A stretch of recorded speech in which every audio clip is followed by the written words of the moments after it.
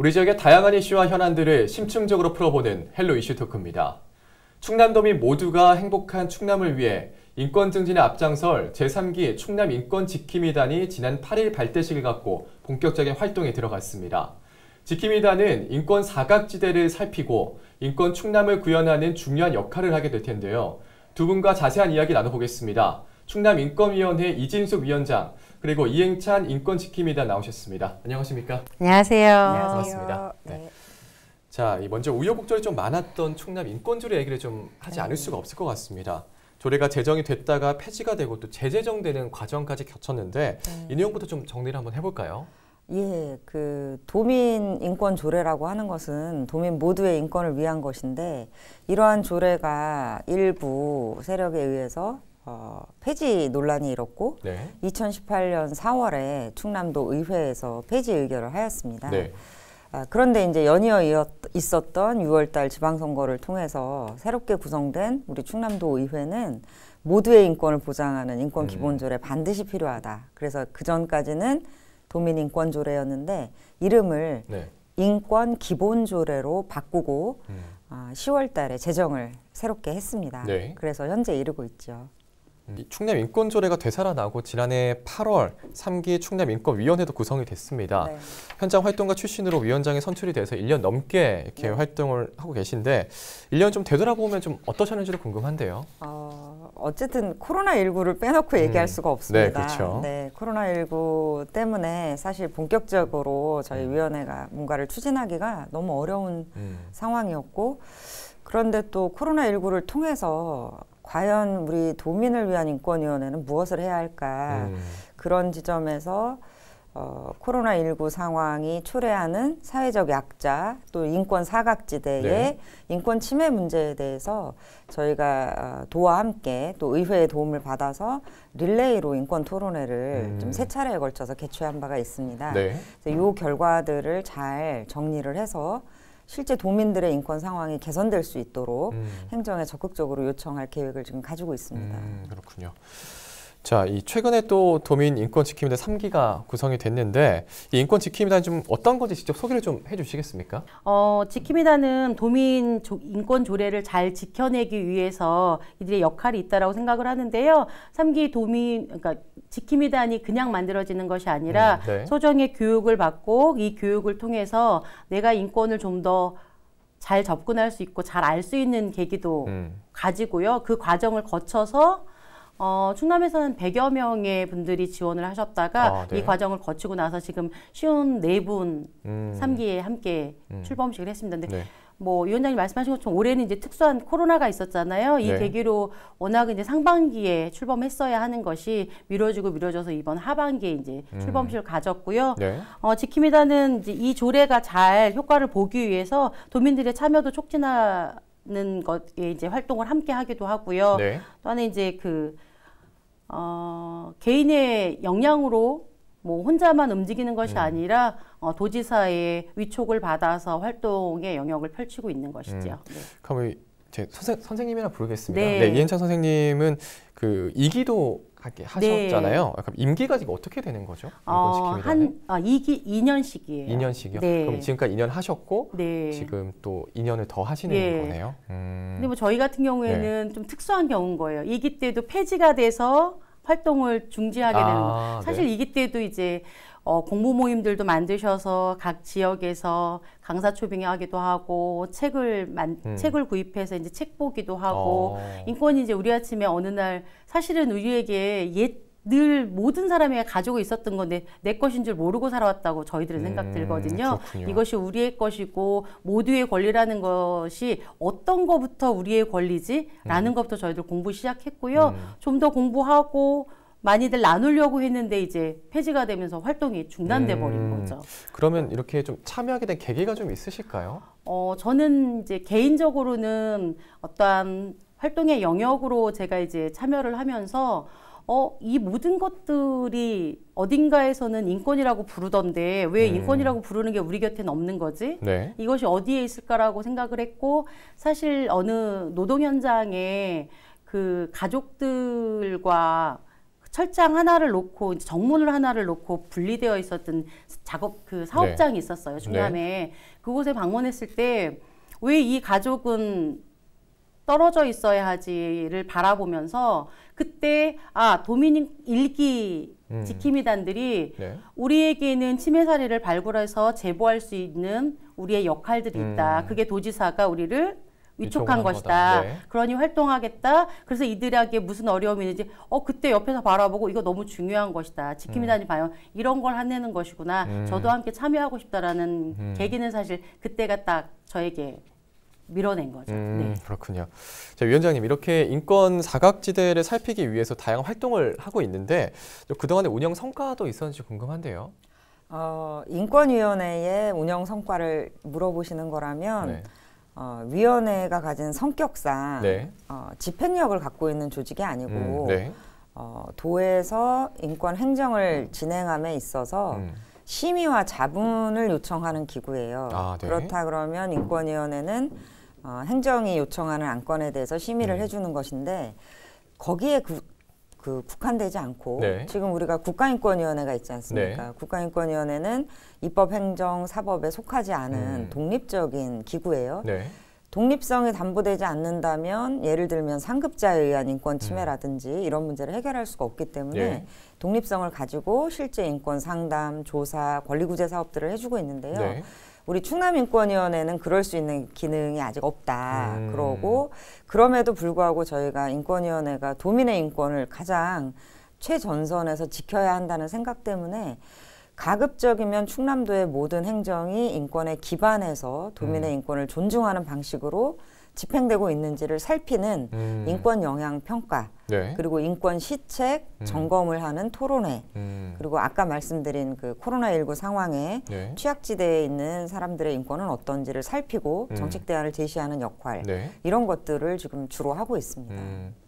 말씀하신 것 중에 좀 기억에 남는 게 좀 있을까요? 제가 그 코로나19 도민의 인권 릴레이 토론을 했는데요. 그것을 하면서 정말 여러 가지로 굉장히 많은 생각이 들었습니다. 사람은 자기 영역이 있다 보니까 이제 눈에 보이는 것이 제한되기 마련인데요. 다양한 분야의 도민들께서 오셔서 이야기를 하시면서 예를 들면 이주민들 같은 경우에 코로나19 초기 상황에 마스크를 구입할 자격조차 되지 않았던 거죠. 그렇죠. 그러한 인권 침해 문제에 대해서 지역사회의 동료와 시민들이 힘을 모아서 마스크를 만들어서 지원하고 자기에게 배당된 마스크를 그이들에게 전달해주고 이런 이야기들을 들었습니다.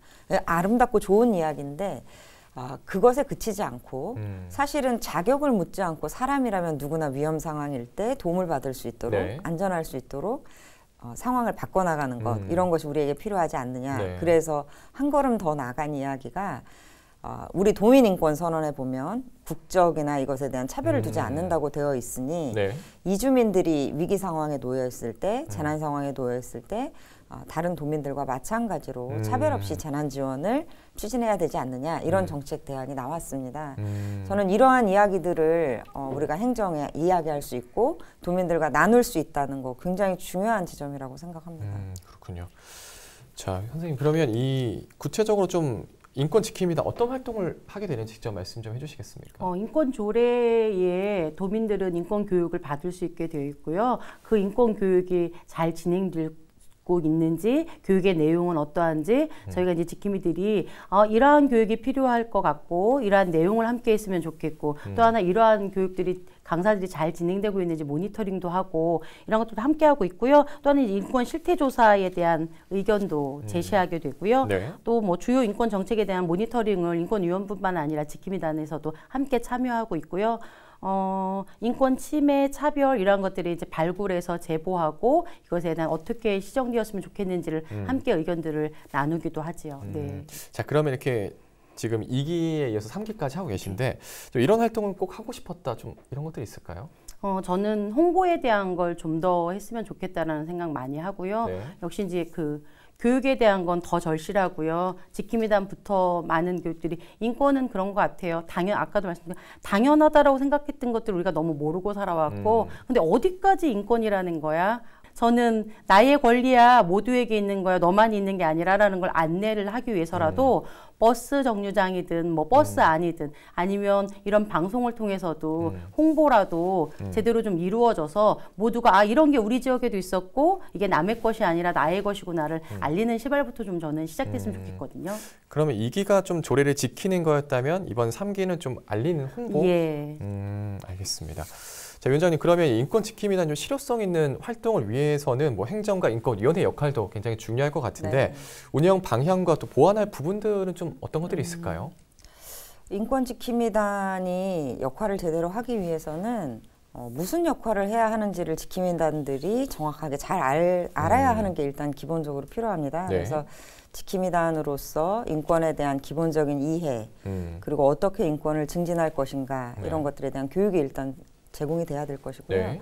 두 번째는 지킴이단 분들도 다 생업이 있는 분들이시거든요. 그렇죠. 그럼 사실상 자원봉사입니다. 이 지킴이단 활동을 한다 그래서 무슨 수당이나 보수가 제공되는 것이 아니기 때문에 네. 그러면 자원봉사 활동을 촉진하고 또 더 장려하기 위해서는 최소한 도민의 인권 증진을 위해서 필요한 활동을 하는 데는 실비 보상이 되어야 되지 않는가. 내 시간을 쓰고 내가 노력을 하고 동료들과 만나서 활동하는 것에 대한 최소한의 보상은 있어야 되지 않을까 이런 생각이 들고요. 제도적으로는 네. 현재 우리 충남의 인권기구로서 인권위원회, 그다음에 인권센터, 인권지킴이단 이렇게 3개가 있습니다. 네. 인권위원회는 말씀드린 바와 같이 심의 자문을 하는 회의기구예요. 그리고 인권지킴이단은 자원봉사를 하다시피 하는 기구고요. 인권센터는 도에서 계약직 공무원으로 채용해서 행정부서 안에 있습니다.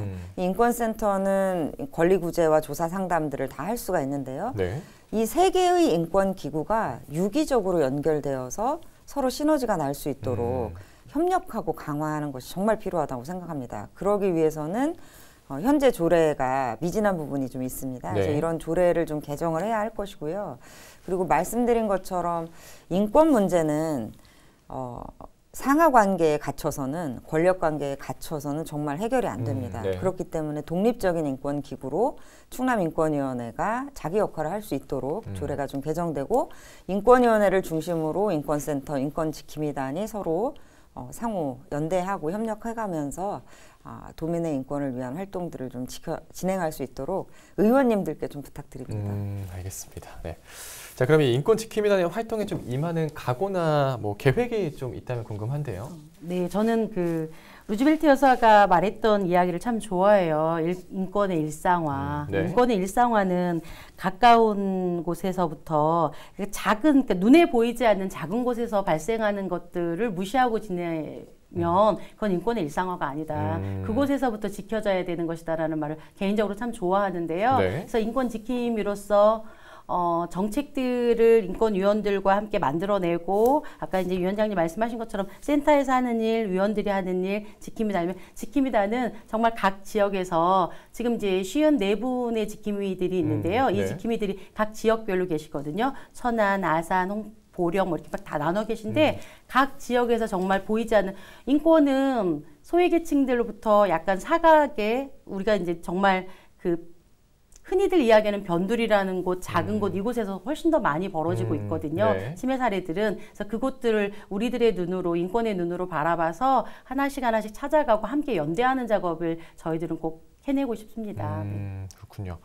자, 그러면 이렇게 누구나 좀 존중받아야 할 인권 문제가 뭐 나와는 먼 다른 사람의 일이라고 생각하시는 분들도 분명히 좀 적지 않을 것 같습니다. 네.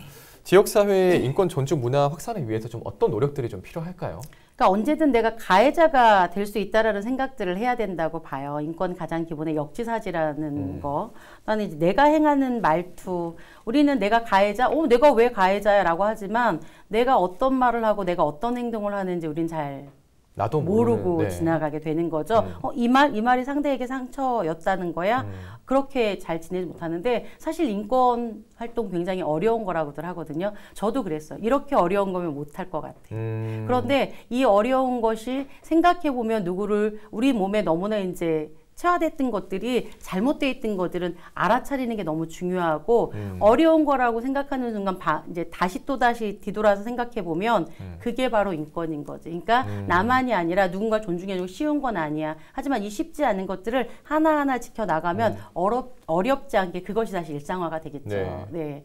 그래서 내가 가해자가 될 수 있는 만큼 또 하나는 피해자도 될 수 있다라는 거죠. 그래서 이러한 것들을 잘 기억하고 있다가 내가 어느 말을 하는 거에 우리가 혐오 표현들도 너무 많이 쓰는 네, 그렇죠. 사회가 왔잖아요. 그거 역시 이제 인권에서 내가 누구를 존중하고 아까 말씀드린 것처럼 내가 가해자가 될 수 있을까, 내가 피해자가 될 수 있을까 상대들과 이야기 나누고 활동함에 있어서 우리가 좀 더 인권을 생각하게 되고 바라본다면 그러한 것들은 침해 사례나 차별에 대한 것들은 많이 줄어들지 않을까 싶습니다. 뭐 그렇게 어려운 인권 보호 지금까지 2년 동안 잘 해오셨으니까 앞으로도 잘할 거라고 믿습니다. 네. 자, 그럼 우리 위원장님께서는 좀 인권 존중 문화 확산을 위해서 좀 어떤 노력들이 필요하다고 보십니까? 뭐 우리 이행찬 지킴이단님께서는 그 시민들 스스로의 자각과 성찰이 필요하겠다 이런 말씀 주셨고 연대 필요하다는 얘기 하셨는데 네. 저는 이제 시민들의 그 노력도 중요한데 공적인 책무를 가지고 있는 예, 기관과 정부 그러니까 예를 들면 충남도에서는 인권이라고 하는 게 무엇이고 우리가 어떻게 서로 존중해야 하고 인권 침해 상황을 유발하고 있는 폭력 또는 구조적인 한계점들이 무엇인지 그래서 어떻게 우리가 상하관계나 권력관계에 있다 하더라도 네. 민주적으로 서로를 인정하고 존중할 수 있는지 왜 혐오가 나쁜 것인지 이것으로 왜 차별하면 안 되는 것인지 네. 이런 내용들을 정말 공무원을 비롯해서 시민 모두에게 교육하고 인식 개선을 좀 해주셔야 됩니다. 그것을 할 수 있는 권한과 또 역할을 부여받은 것은 바로 이제 단체장이기 때문에 네. 충남도의 적극적인 노력이 좀 필요하다 이런 생각을 합니다. 방금 이렇게 말씀하신 것처럼 충남도 각 지자체에서도 뭐 다양한 인권 관련 정책 추진을 하고 있는데 네. 뭐 더 필요하다는 부분이 방금 말씀하신 게 좀 겹칠까요? 그 기초지자체와 네. 관련해서 조금 드릴 말씀이 있어요. 네. 저희 충남도 인권위원회의 그 기능 중에 하나가 권고 기능이 있습니다. 네. 도민의 인권 증진을 위해 필요한 사안에 대해서 도지사에게 권고를 하게 되어 있는데요. 네. 저희가 첫 번째 한 권고의 내용이 바로 그겁니다. 지금 충남의 15개 시군에 모두 인권조례가 제정되어 있습니다. 도민인권조례도 있고 시인권조례도 있는 네. 거죠. 근데 이 인권조례만 있으면 인권 증진이 저절로 되는 것이 아니라 이 조례에 근거해서 시가 인권 행정을 잘 할 수 있도록 때로는 압력도 가하고 때로는 협력도 가하는 민간 거버넌스가 필요하거든요. 네. 그게 바로 인권위원회라는 거죠. 인권위원회 다 모두 민간 구성원이니까요. 근데 15개 시군 중에 인권위원회를 제대로 구성해서 운영하고 있는 곳이 극소수에 불과합니다. 네.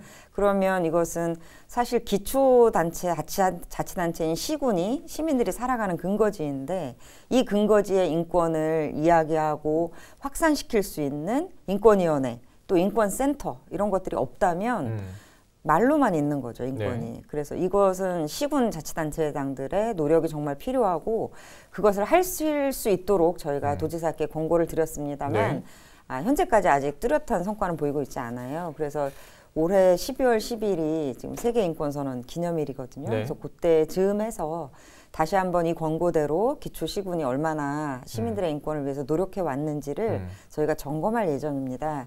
그래서 이 방송을 보시는 각 시민들께서는 우리 동네, 우리 지자체에서 인권위원회와 인권조례가 실효적으로 작동될 수 있도록 관심 가져주시길 부탁드립니다. 네. 자, 그럼 저희 시간 관계상 좀 마지막 질문 드리겠습니다. 마지막으로 방송을 통해서 하고 싶으신 말씀이 있다면 간단하게 한 말씀씩만 듣고 끝내겠습니다. 네. 우리 모두는 사람이니까 서로 사람답게 살아가야 할 권리가 있고 그러기 위해서는 서로가 손을 잡고 편견 없이 마주 볼 수 있는 그런 사람들이 되었으면 좋겠습니다. 네, 알겠습니다. 자, 우리 이행찬님. 네, 저는 뭐 정책이나 법은 언제나 한계가 있기 마련이라고 생각해요. 그 한계를 열심히 제 할 일을 하면서 지킴이 역할로 메꿔 나가도록 저는 노력하겠고요. 네. 불편해하는 분들은 분명히 있으실 거예요. 그 인권을 지켜나가는데 앞서 얘기했듯이 자신이 언젠가 가해자가 될 수 있고 피해자가 될 수 있잖아요. 도민 모두를 아우르는 충남 인권 조례가 이루어지기 위해서 제가 지킴이단으로 있는 지킴이뿐만 아니라 도민 한 분 한 분이 인권 지킴이가 돼주시길 바라겠습니다. 네, 알겠습니다. 앞으로의 활동도 기대하겠습니다. 오늘 말씀 고맙습니다. 고맙습니다. 네, 헬로 이슈 토크 제3기 충남인권지킴이단 소식으로 이진숙 충남인권위원장, 인권지킴이단 이행찬님과 함께했습니다. 저희가 준비한 소식은 여기까지입니다. 함께해 주신 여러분 고맙습니다.